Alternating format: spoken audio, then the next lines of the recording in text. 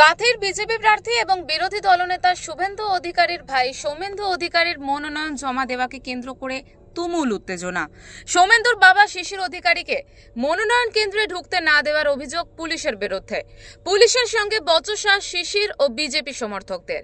প্রসঙ্গত, বৃহস্পতিবার কাঁথির তৃণমূল প্রার্থী উত্তম বারিক এবং বিজেপি প্রার্থী সৌমেন্দু অধিকারী, অপরদিকে তমলুকের তৃণমূল প্রার্থী দেবাংশু ভট্টাচার্যের মনোনয়ন জমা দেওয়ার কথা ছিল। সেই মতো শিশির অধিকারী তার ছেলের মনোনয়নের সময় প্রস্তাবক হয়ে ঢুকতে চেয়েছিলেন, কিন্তু পুলিশ সৌমেন্দুকে ঢুকতে দিলেও শিশির অধিকারীকে আটকে দেয় বলে অভিযোগ। এরপরেই উত্তেজনার সৃষ্টি হয়।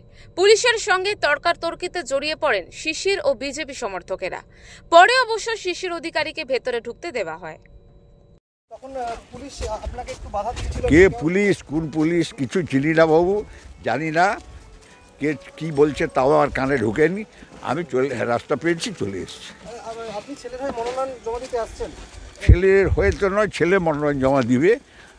আমি তার প্রস্তাবক হতে পারি, একজন সাধারণ ভোটার।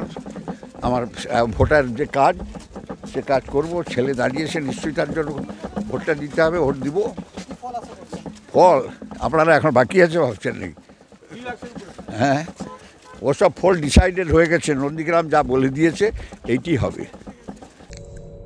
ব্যুরো রিপোর্ট, ওঙ্কার বাংলা।